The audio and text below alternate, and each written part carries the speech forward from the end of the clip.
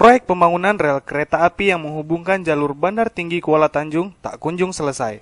Padahal realisasi proyek sepanjang lebih kurang 40 km yang disebut-sebut menelan anggaran biaya lebih dari 400 miliar rupiah dana APBN itu sudah berlangsung hampir 4 tahun, yang resmi mulai dibangun pasca groundbreaking pada 2011 lalu.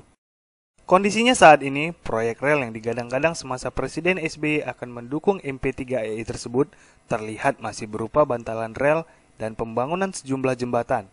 Bahkan di sejumlah titik masih belum ada pengerjaan sama sekali. Beton bantalan rel yang belum terpasang juga bertumpuk pada sejumlah tempat. Bahkan jalur dari Tanjung Gading yang menuju ke stasiun kereta api Bandar Tinggi justru belum ada pembangunan fondasi landasan sama sekali.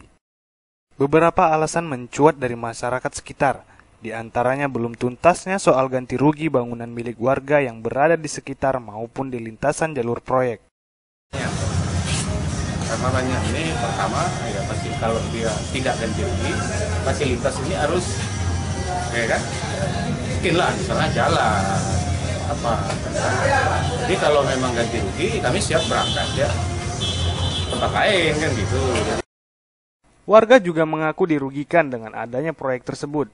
Menurut warga, pembangunan rel itu berdampak buruk bagi perekonomian masyarakat yang tinggal di pinggiran lokasi pembangunan rel. Terlebih, timbunan tanah untuk badan rel banyak yang menghempang usaha warga. Yang jelas, dia 100% kami tak setuju. Karena ya, kita kan hidup ini berjualan, bila sedangkan kita jualan mau perlu pajak, ya kan? Pajangan, jadi ini dari pasar mana nampak. Warga juga meminta kepada pemerintah agar dapat memberikan solusi bagi masyarakat di sekitar lokasi dibangunnya megaproyek itu agar tidak merasa dirugikan. Selain itu, warga juga berharap agar pemerintah pusat dan daerah benar-benar serius dalam melakukan tugasnya untuk merealisasikan proyek, sehingga pembangunan rel tidak terkatung-katung. Sejauh ini masyarakat juga belum mengetahui alasan pasti pemerintah tidak segera menuntaskan persoalan itu. Tidak bisa dipastikan, dibilang masalah pemerintah kita nggak tahu, masalah masyarakat kita nggak tahu, ya kan? Setiap kita maju kan dari uangnya gampang. Menanggapi hal itu, anggota DPRD Kabupaten Batubara tidak tinggal diam. DPRD Batubara mengaku secara internal sudah membicarakan persoalan itu kepada Kementerian Perhubungan dan PT Kereta Api Indonesia. Tapi yang jelas kami sudah suarakan ini di DPR melalui Dirjen PT Kereta Api dan Perhubungan.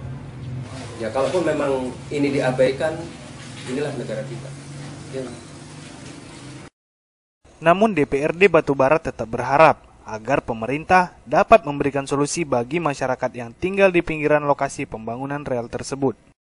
Ya pada prinsipnya kita mengharapkan pemerintah juga harus memikirkan juga masyarakat. Karena pembangunan itu kan harus memiliki dampak positif kepada masyarakat. Tapi kalau pembangunan itu justru menyengsarakan rakyat menjadi pertanyaan. Paling tidak buat jalan alternatif. Dan itu bisa menghidupkan perdagangan lagi. Dan kemudian akses masuk daripada penyeberangan ke rel kereta api itu harus disiapkan. Kalau tidak disiapkan, berarti negara itu mengabaikan keselamatan manusia. Padahal pembangunan itu diperuntukkan untuk manusia. Tapi ternyata ini pembangunan mengancam jiwa manusia.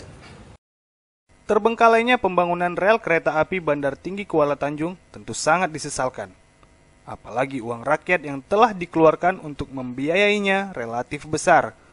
Bukan hanya itu, proyek vital yang tak kunjung selesai tersebut bisa jadi merupakan indikasi belum seriusnya pemerintah pusat dan daerah dalam membangkitkan sektor perhubungan yang mendorong percepatan pembangunan perekonomian Indonesia.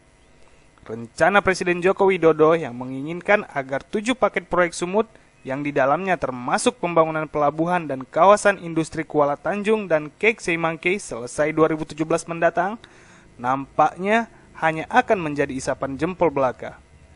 Fahrudin Al-Razi dan juru kamera Aditya Satria, Buana Vision.